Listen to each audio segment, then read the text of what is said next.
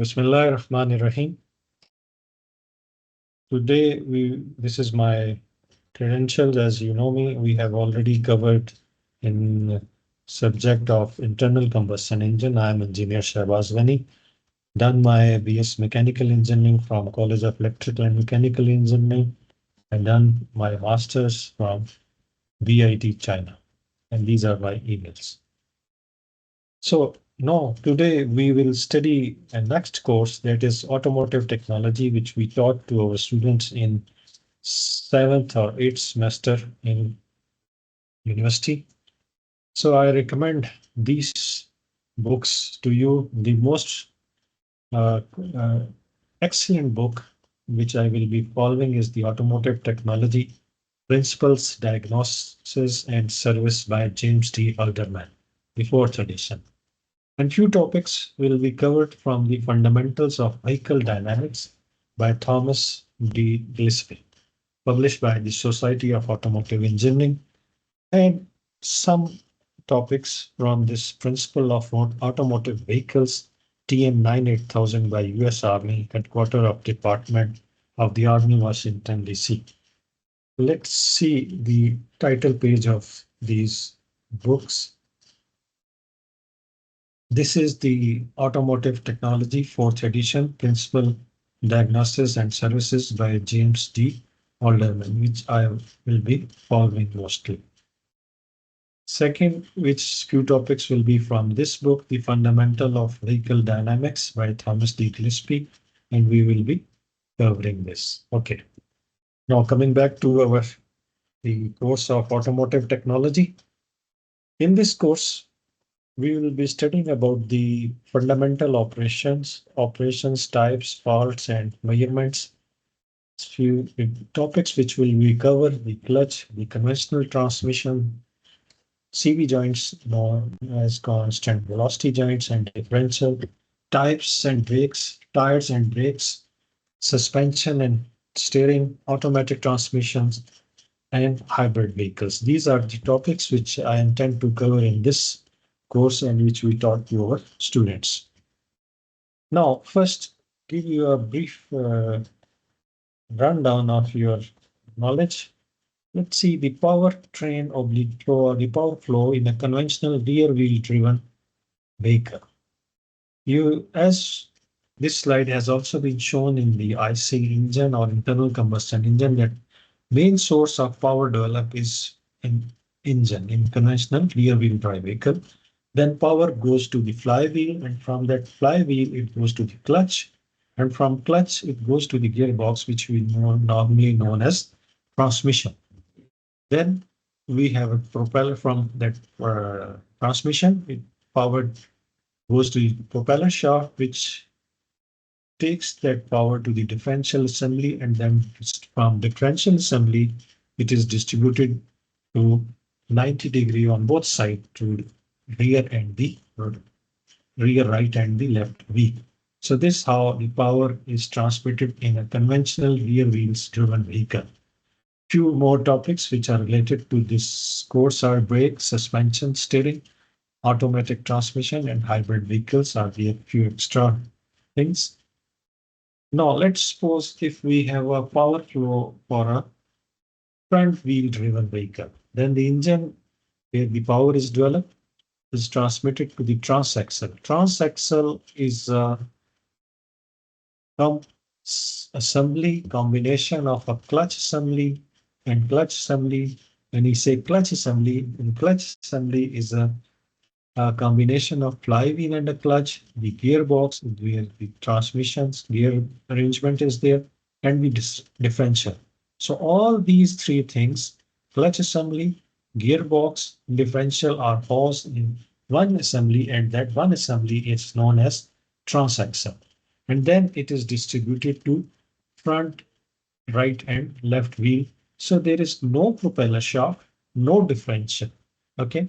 So engine is developing the power. The power is going to the transaxle. From transaxle, it is distributing to the front, rear, and front, right, and left wheel. So there is no propeller shaft, no differential, and all the clutch assembly, gearbox, and differential are in the transaxle. Now, today's topic, the first topic of our automotive course is the clutch assembly. So we will talk about this clutch assembly. Now, clutch assembly, what is clutch assembly? Clutch is a mechanical device used in the transmission system of a vehicle. It engages and disengages the transmission system from the engine. So some books says it's a parts of transmission, or some say it's a separate assembly. So we will not confuse that. Clutch is a mechanical device used in the transmission system of a vehicle. It engages and disengages the transmission system from the engine. It is fixed between the engine and the transmission. Okay. So clutch assembly, when we talk, say clutch assembly, then clutch assembly is a combination of flywheel and clutch. Okay. If we talk about only clutch, then it is excluded of the flywheel. Okay. And this is a very beautiful animated YouTube video. You can watch it in your own time. Now, the purpose and function of a clutch. There are four purposes and function of the clutch: to disconnect the engine from the transmission and transaxle, or whatsoever type of the vehicle is, whether it is a front driven vehicle or rear driven vehicle. So to disconnect the engine from the transmission and the transaxle, to connect and transmit engine torque to the transmission and transaxle.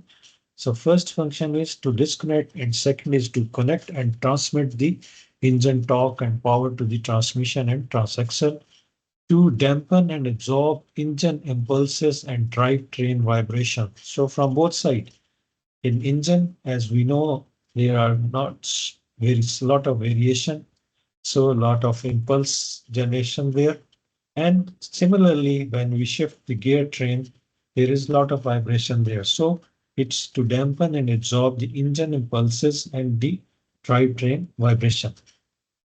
To provide a smooth engagement and disengagement between the engine and the transmission of the transaxle. So these are the four main purpose and function of the clutch. First is to disconnect, second is then to connect, third is the dampen and absorb, and fourth, smooth engagement and disengagement. Now let's see animate this video, which will be many.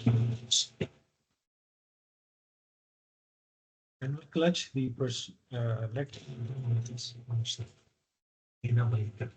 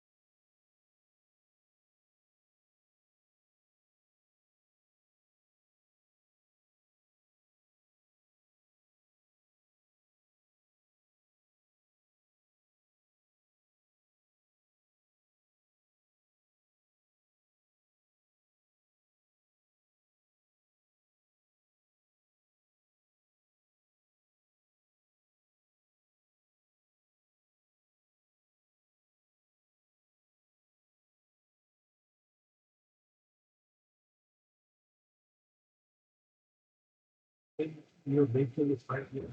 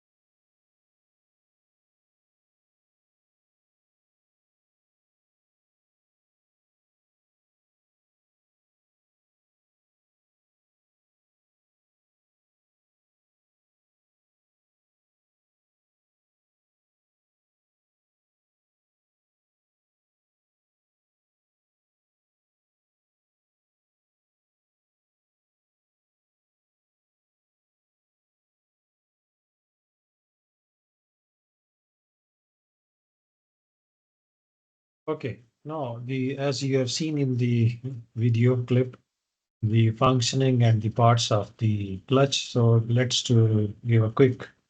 This is your clutch pedal and this is your clutch linkage. It applies to your driven shaft, the thrust bearing. Then this shaft, we have a engine on this side. Okay. We have a crankshaft here, which is mounted with your flywheel. And then we have this clutch plate with friction lining. And we have a spring and pressure plates like this. Okay. Now, detailed parts, we have a clutch plate, pressure plate and cover. This portion is your engine. This is your crankshaft and this is your flywheel. And this is the transmission input shaft and this is your transmission and all the assemblies of the clutch assemblies are there. Now, to simplify this clutch assembly, the clutch components, we are simplified in the 6 major components. First is the clutch pedal linkages. Then we have clutch disc. In clutch disc, we have high performance clutch disc or stock clutch disc. Then we have pressure plate, pilot bearing, or pushing and release bearing. So we can divide this clutch assembly into 6 major components or main components. Let's see one by one. Clutch pedal. We have a pure mechanical clutch pedal linkages arrangement in which we have this clutch pedal will attach with a lever. Then we have a cable adjustment location with clutch release cable. Then we have this fork, clutch fork, and throughout release bearing, and this is your clutch cover assembly. So all spring are there for retraction motion. So this is pure mechanical arrangement. Now, if we use hydraulic assisted or hydraulic arrangements, a hydraulic clutch linkage using a master cylinder and a slave cylinder. Instead of pure cable, we attach this clutch pedals to the hydraulic master cylinder, clutch master cylinder, in which we have a fluid and piston arrangement here. Here we have a reservoir for the fluid, and then this high pressure fuel, which we press. Pressure is attained by the help of the clutch pedal.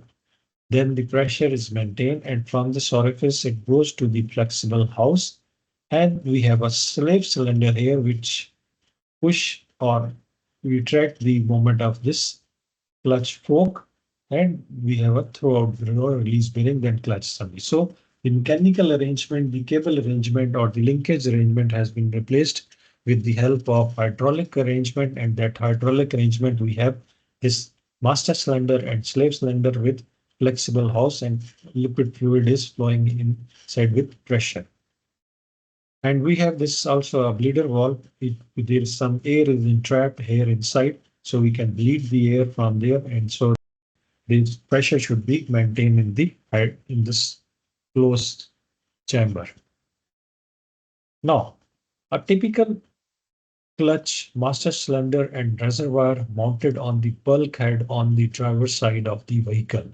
A brake fluid is used in the hydraulic system to operate the slave cylinder located in the row located on the bell housing. So this is your clutch master cylinder, which is placed on the driver's side, and it is in the engine bulkhead. Or bulkhead is basically the partition between the engine compartment and the passenger compartment, the frame structure that differentiate the engine compartment and the passenger compartment. That frame structure is known as the bulkhead. We will study when we will study the frame construction. Now, racing or high performance clutch disc lacks the feature of a stock clutch disc that helps provide smooth engagement. Now, components parts of a clutch assembly.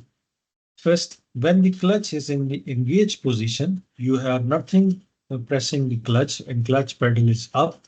The diaphragm spring exert force on the clutch disc, holding it between the flywheel and the pressure plate.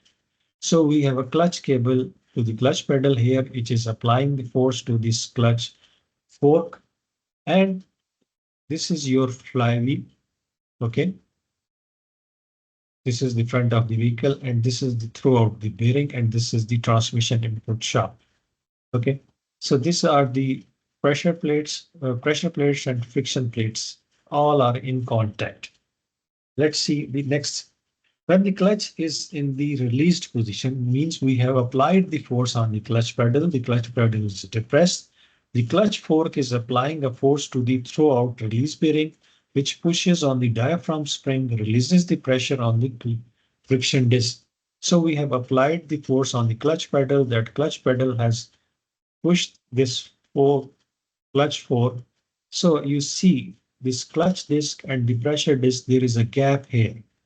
Okay, between this green surface and this bluish surface.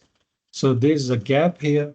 So clutch disc is disengaged from this pressure and we have a gap here. So no power is transferred. The transmission has just been removed. Note that this type of transmission incorporates the bell housing. So this is a bell housing and we have a clutch fork here and we have a throwout or release bearing here.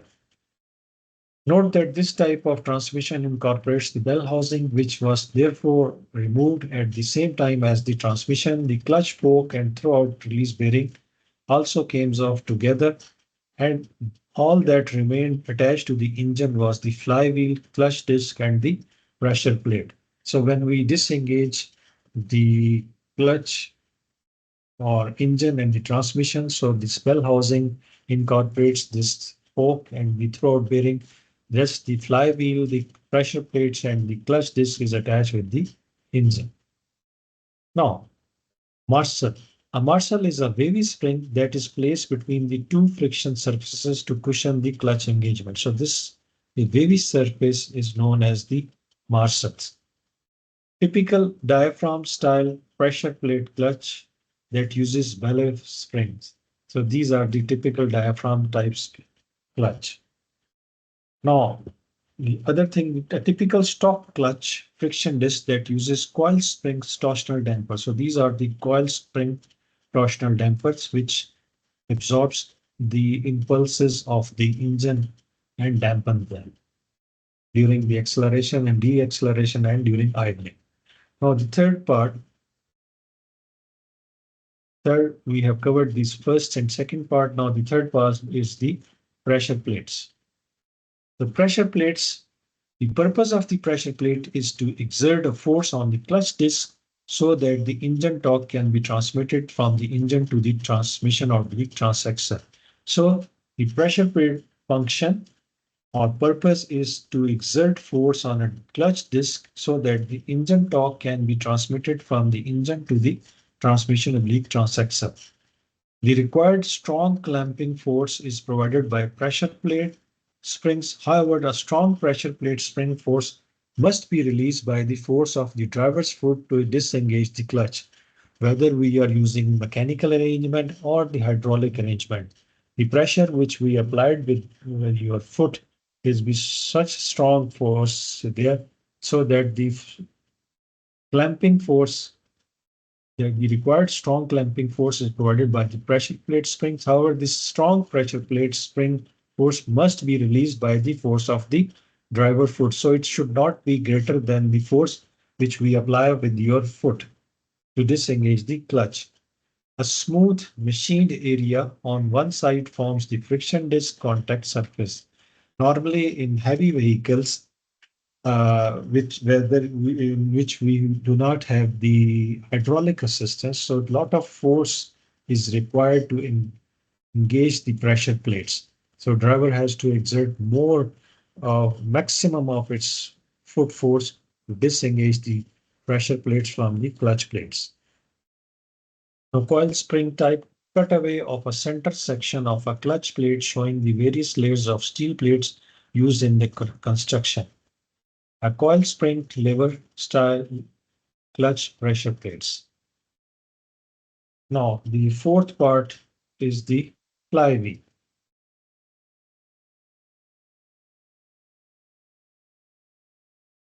A flywheel is a heavy or has a large mass which creates inertia. A flywheel is heavy or has a large mass which creates inertia. This inertia acts upon crankshaft rotation, to smooth out or dampen engine power pulses. So this inertia acts upon crankshaft rotation to smooth out or dampen engine power pulses. On a running engine, the crankshaft speeds up as the cylinder fires, then slows due to internal engine friction until the next cylinder fires. The inertia provided by the flywheel mass tends to keep crankshaft speed at more constant. So this heavy mass, inertia mass, is of a flywheel tends to keep the crankshaft rotation smoothly. Four basic purposes of the flywheels are smoothen out or dampen engine power pulses. So first basic purpose of a flywheel is smoothen out or dampen engine power pulses, absorb some of the heat created by the clutch operation. So because of heavy mass and larger area, so it's absorbed some of the heat created by the clutch operation, provides the connection point for the starter motor to the crank engine, provides the connection points for the starter motor to crank the engine. So one of the important purpose of the flywheel when we have a stationary vehicle, there are gear marks, teeth on the flywheel. So starter motor, when we switch on the ignition, the starter motor pinion drives the flywheel and it starts the engine. Rotates the crankshaft and the engine is started. Provides the application surface for the clutch friction disc. So one portion of the flywheel where the clutch friction disc is attached. So these are the four basic purposes of the flywheel. First is the smoothen out or dampen engine power pulses, absorb some of the heat created by clutch operation, provides the connection point for the starter motor to crank the engine, provides the application surface for the clutch friction disc. Now, this is your flywheel, and these are the teeth on which your starter motor pinion is attached and it moves. A flywheel, after it has been machined, grounded to provide the correct surface finishing for the replacement of the clutch disc. Okay. The starter motor will spin, but the engine will not crank if the ring gear on the flywheel is broken. These are the ring gears. Okay. So next part is pilot bearing or bushing. The transmission input shaft goes all the way from the transmission through the clutch assembly to the engine. So this is the pilot bearing is basically for the transmission input shaft. The transmission input shaft goes all the way from the transmission through the clutch assembly to the engine. Transmission bearing supports the transmission end of the shaft. Depending on the length of the input shaft, it may also needs a pilot bearing or bushing to support at its engine end. So basically the pilot bushing or bearing is support for the input transmission shaft at the engine end. The last is the release bearing. The last major part is the release bearing of the clutch assembly. The throughout release bearing is attached to the clutch fork and rides on the fingers of the pressure plates. So basically this release bearing, the throwout release bearing is attached to the clutch fork and rides on the fingers of the pressure plates. The clutch operating system moves the clutch release bearing and when the driver presses or releases the clutch pedal. The clutch operating system moves the clutch release bearing when the driver drives or releases the clutch pedal.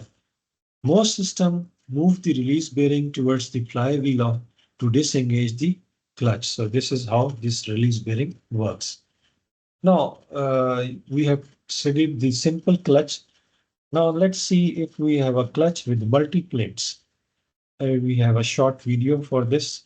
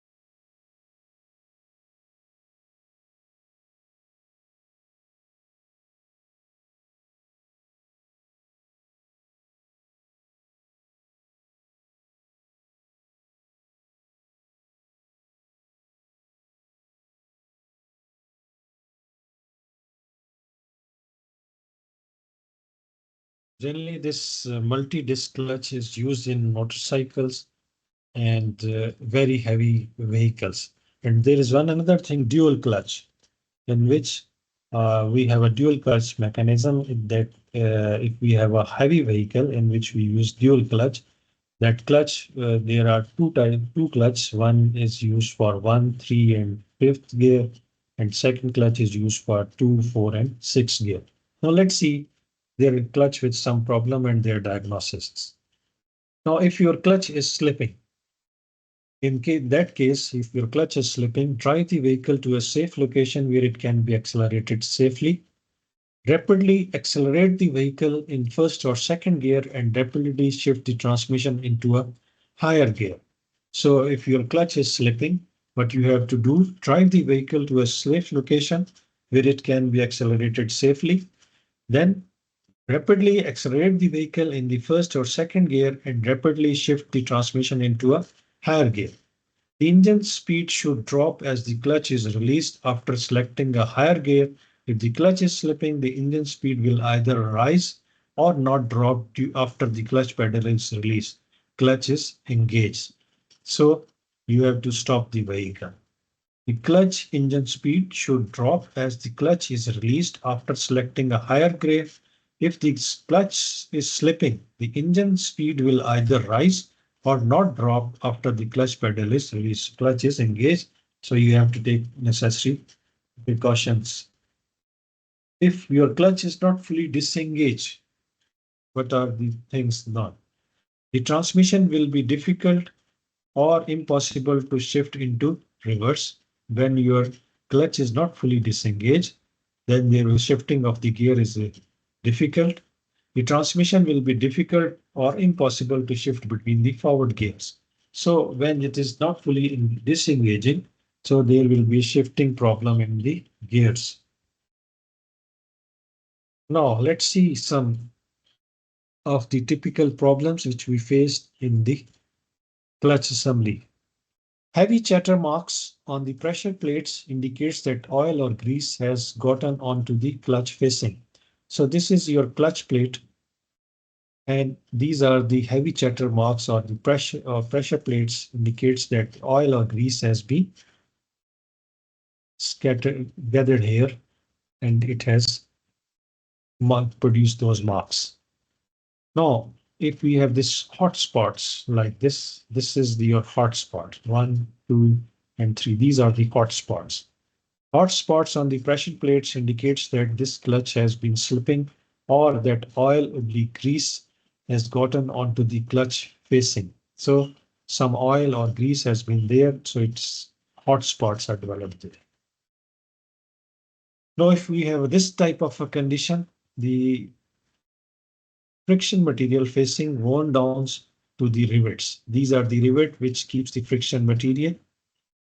So the friction material facing worn down to the rivets, normal wear can cause this or improper clamping force from a defective pressure plate. So nor with the passage of time, normal wear is possible. Normal wear should be there. But if we have a huge wear, large wear, so this type of wear, when the rivets are prominent there, then we have to must replace this friction material plates. Deep scoring is in the friction mat. The flywheel side indicates that the flywheel was not resurfaced or replaced during the previous repair.